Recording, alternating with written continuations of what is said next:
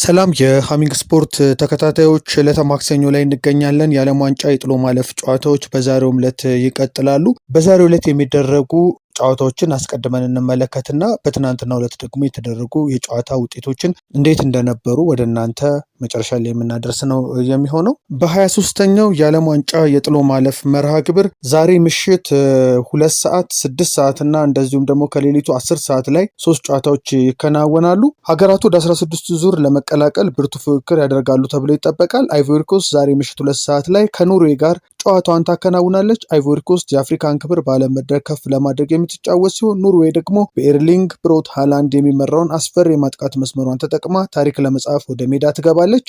አይቮሪ ኮስት በምድብ ጨዋታዎቿ ያሳየችው የመከላከልና የመልሶ ማጥቃት ብቃት በዛሬው ጨዋታ እንደተጠበቀ አድርጓታል። በሌላ መርሃ ግብር ከሌሊቱ 6 ሰዓት ላይ የዓለም ዋንጫው ተገማች የሆነችው ፈረንሳይ በኮከብ ተጫዋቾቿ በመታገዝ ወደ ቀጣዩ ዙር ለማለፍ ጨዋታዋን ታደርጋለች። ስዊድኖች ደግሞ በዲሲፕሊን የታነጸ መከላከላቸውና የታክቲክ ብስለታቸውን ተጠቅሞ ፈረንሳይን ለመፈተን ወደ ሜዳ ይገባሉ። ፈረንሳይ በተለይ የፊት መስመር የማጥቃት አማራጮቿ ሰፊ ናቸው። ኪሊያን ምባፔ፣ ዴዚሬ ዱዌ፣ ኦስማን ዴምቤሌ፣ ብራድሌይ ባርኮላ፣ ኦሊሴ የመሳሰሉ ተጫዋቾችን የያዘች ሲሆን እንደ ሪያን ቸርኪ ያለውንም በፈጠራ ብቃቱ ከፍተኛ የሆነ የአማካይ ስፍራ ተጫዋች ይዛለች። በመጨረሻም ሌሊት 10 ሰዓት ላይ ሜክሲኮ ከኢኳዶር ጋር የምታደርገው የላቲን አሜሪካ ፍልሚያ ሌላኛው ተጠባቂ ጨዋታ ነው። ኢኳዶር ጀርመንን አሸንፋ 32 ቡድኖች ወደሚሳተፉበት የጥሎ ማለፍ ውድድር እንደገባች እናስታውሳለን። በዛሬው ዕለት ደግሞ አዘጋጁ ሀገር ሜክሲኮን የምትገጥም ነው የሚሆነው። ሜክሲኮ ምድቧን በ9 ነጥብ ሙሉ 3 ነጥቦችን በመያዝ ነበር 32 ቡድኖች የሚሳተፉበት የጥሎ ማለፍን ተቀላቅላ የነበረው። የምድባቸውን 3 ጨዋታ ካሸነፉ ሀገሮች መካከል ከአርጀንቲና እና ከፈረንሳይ ጋር አንዷ ሜክሲኮ ነች የምትነሳው እና ለኢኳዶር ቀላል ተጋጣሚ አትሆንም። ሜክሲኮ በደጋፊዎቿ ትልቅ ድጋፍና በፈጣን የማጥቃት እንቅስቃሴዋ ኢኳዶርን ለመርታት ትጫወታለች። ኢኳዶር በበኩሏ በአካላዊ ጥንካሬዋና በሜዳ ላይ ባላት ወጥ ብቃት ዛሬ ሜክሲኮን ለማሸነፍ ብርቱ ተጋድሎ ታደርጋለች። የዛሬ ጨዋታዎች አሸናፊዎች በቀጥታ የ16ቱን ዙር የሚቀላቀሉ ሲሆን ተሸናፊዎቹ ደግሞ ከውድድሩ በይፋ የሚሰናበቱ ይሆናል። በአይቮሪ ኮስት እና በኖርዌይ ጨዋታ ላይ የተወሰነ ነገር ለመጨመር በምድብ 9 ከፈረንሳይ፣ ሴኔጋል እና ኢራቅ ብሔራዊ ቡድን ጋር ተደልድለው የነበሩት ኖርዌዮች ምድባቸውን በ6 ነጥብ እና በሁለተኛ ደረጃነት አጠናቀው ነው ወደ ጥሎ ማለፍ ዙር የተቀላቀሉት። ከ28 ዓመታት ቆይታ በኋላ ወደ ታላቁ እግር ኳስ መድረክ የተመለሱት ኖርዌዮች ምንም እንኳን በፈረንሳይ ምድብ ጨዋታዎች ሽንፈት ቢያጋጥማቸውም በኮከቦች የተሞላ ስብስብ ይዘው ወደ ውድድሩ ቀርበዋል። የማንቸስተር ሲቲው አጥቂ ኤርሊንግ ብሮት ሃላንድ እና የአርሰናሉ አምበል ማርቲን ኦዲጋርድ ከፈረንሳይ ብሔራዊ ቡድን ጋር ባደረጉት ጨዋታ በቋሚ አሰላለፍ ውስጥ ያልተካተቱ ሲሆን በዛሬ ምሽት ጨዋታ ግን እንደሚሰለፉ ይጠበቃል። ሃላንድ በዛሬው ጨዋታ ላይ ጎል ማስቆጠር የሚችል ከሆነ ሃንጋሪያዊ ሳንዶር ኮቺስ እንደ አውሮፓውያን አቆጣጠር በ1954 በዓለም ዋንጫ ታሪክ ያስቆጠረውን ጎል መጋራት የሚችል ሲሆን ይህም በመጀመሪያ 3 የዓለም ዋንጫ ጨዋታዎች ላይ ጎል ያስቆጠረ ተጫዋች ያደርገዋል። የኖርዌይ ብሔራዊ ቡድን እንደ አውሮፓውያን አቆጣጠር በ1938 እና በ1998 ዓለም ዋንጫዎች ላይ ባደረጋቸው የጥሎ ማለፍ ጨዋታዎች ላይ ሽንፈት ያስተናገዱ ሲሆን በሶስተኛው ውድድሩ የጥሎ ማለፍ ጨዋታ ላይ ምን ይገጥማቸው ይሆን በብዙዎች ዘንድ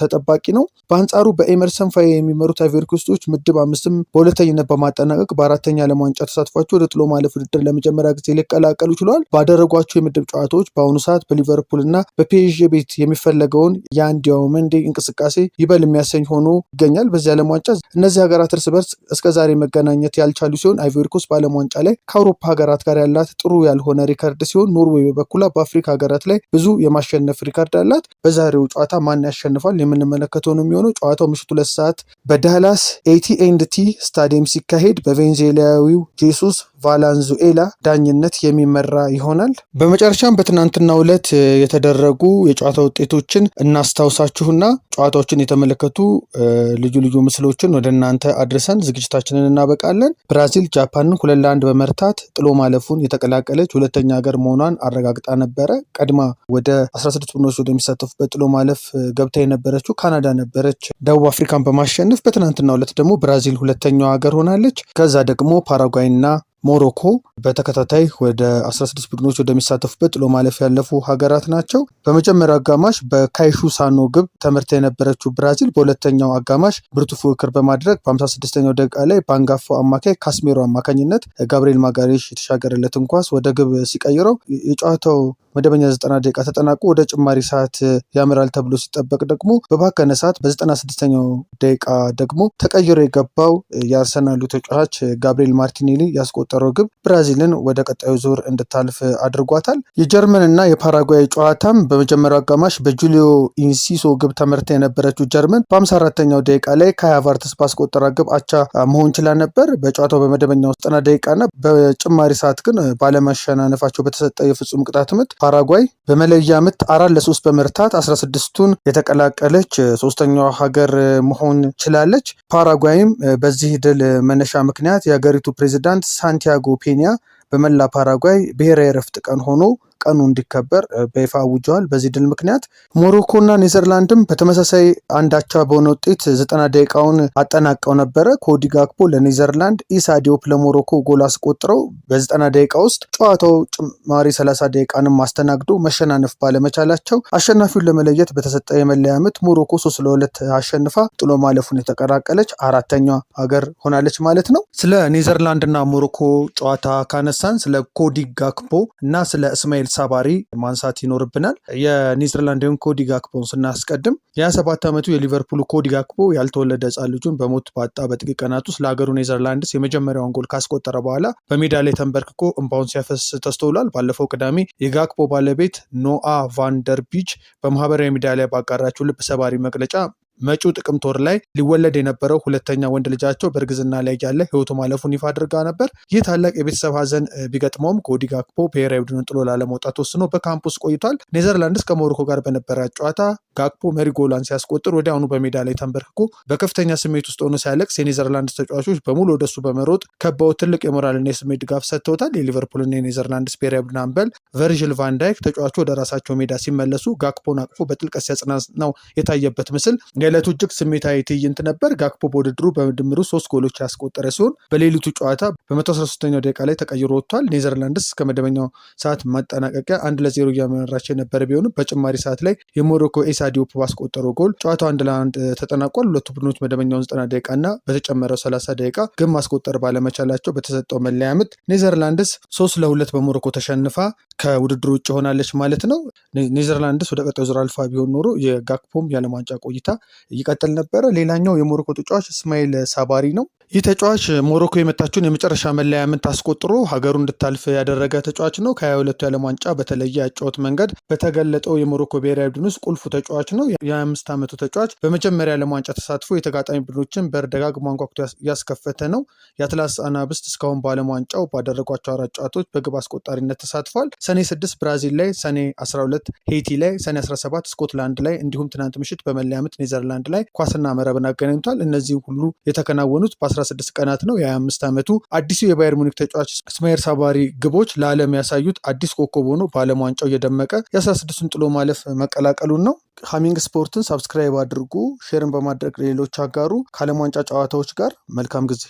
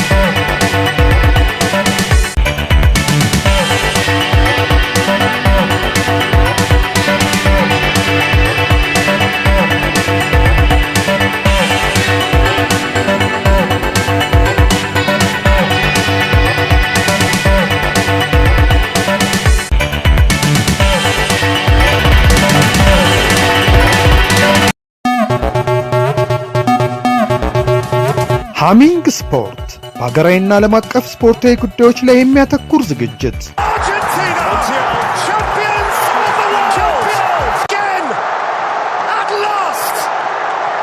በሃሚንግ ስፖርት የስፖርት ዜናዎች፣ በተመረጡ ርዕሶች ላይ ውይይት፣ የእንግዳ ዝግጅት፣ የስፖርተኞች ግለ ታሪክና የሴቶችን እግር ኳስ በልዩ ሁኔታ ይዳስሳል።